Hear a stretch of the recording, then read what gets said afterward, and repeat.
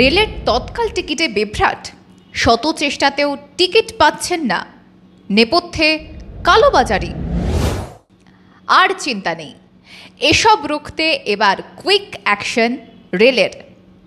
কি করবেন, কোথায় যাবেন, কি সমাধান সূত্র এলো, রেলের তরফে কি পদক্ষেপ নেওয়া হলো জানবো আজকের প্রতিবেদনে।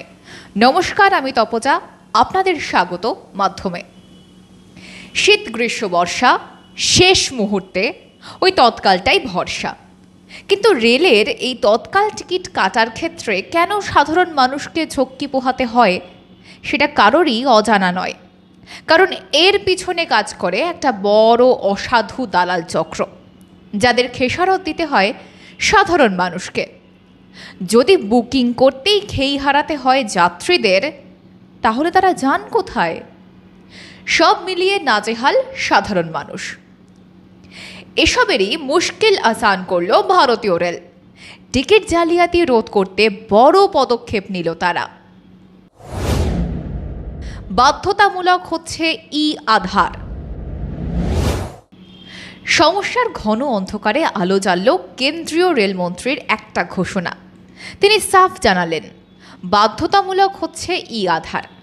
সেই ই আধার যাচাই করার পরেই একমাত্র টিকিট বুকিং করা যাবে বলে জানিয়েছেন তিনি।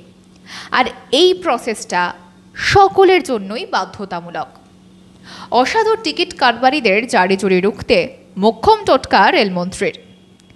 টিকিট বুকিংয়ের জন্য এই নতুন নিয়ম এবছর জুনের শেষ থেকেই চালু হবে বলে মনে করা হচ্ছে। তবে এই সংক্রান্ত বিজ্ঞপ্তি ইতিমধ্যেই প্রকাশ করা হয়েছে গত মে মাসের 27 তারিখে। রেলমন্ত্রী অশ্বিনী বৈষ্ণব সামাজিক মাধ্যমে একটি বিবৃতিতে জানিয়েছেন, ভারতীয় রেল দ্রুত তৎকাল টিকিট বুক করার জন্য ই আধার ব্যবহার শুরু করবে। এখন থেকে এই ব্যবস্থা প্রকৃত ব্যবহারকারীদের প্রয়োজনের সময় নিশ্চিত টিকিট পেতে সাহায্য করবে। এই পদক্ষেপ স্বচ্ছতাও বাড়াবে।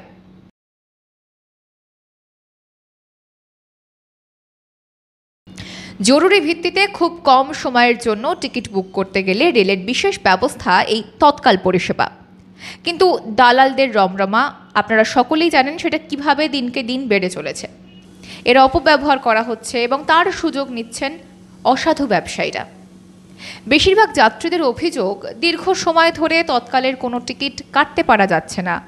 যখন বুকিং করা হয় তখনই সার্ভার ডাউন হয়ে যায়, আবার সার্ভার ঠিক হতে এক নিমেষেই সব টিকিট বুকিং হয়ে যাচ্ছে। অথচ টিকিটের অবৈধ কারবারিরা দ্রুত টিকিট পেয়ে যাচ্ছে এবং দ্বিগুণ বা তিনগুণ দামে বিক্রি করছে যাত্রীদের কাছেই। তাই ই আধার ব্যবহারের কারণে টিকিটে কালোবাজারি অনেকটাই কম হবে বলে আশা প্রকাশ করেছে ভারতীয় রেল। রেলের পক্ষ থেকে এসেছে আরও এক নতুন খবর, যেখানে বলা হয়েছে আইআরসিটিসির ওয়েবসাইটে 13 কোটির বেশি সক্রিয় রেল গ্রাহক রয়েছেন। তাদের মধ্যে 1,20,00,000 আধার যাচাই করা হয়েছে। টিকিট কাউন্টার থেকে সশরীরে উপস্থিত হয়ে টিকিট কিনেছেন এমন যাত্রীরা আইআরসিটিসি ওয়েবসাইট থেকে অথবা 139 মানে 139 মাধ্যমে অনলাইনে টিকিট বাতিল করতে পারবেন। তবে টাকা ফেরত পেতে নির্দিষ্ট সংরক্ষণ কাউন্টারেই যেতে হবে গ্রাহককে। টিকিটে আধার যাচাই কেবলমাত্র তৎকালের জন্যই প্রযুক্ত হবে। সাধারণ টিকিটের জন্য এই নিয়ম মোটেই প্রযোজ্য হবে না। আরও একটা নতুন খবর শোনাই আপনাদের। জানেন কি, টিকিট বুকিংয়ে চালু হয়েছে এআই। ভারতীয় রেল জালিয়াতি করে টিকিট কাটা রুখতে কৃত্রিম বুদ্ধিমত্তা ভিত্তিক উন্নত প্রযুক্তি নিয়ে এসেছে। তা কিভাবে কাজ করবে সেটি জানা গিয়েছে। বুকিং সিস্টেমে ব্যাঘাত ঘটানোর আগেই সিস্টেমটি এই ধরনের ব্যবহারকারীর আইডিকে শনাক্ত করবে এবং নিষ্ক্রিয় করে দেবে। ফলও মিলেছে একেবারে হাতে নাতে।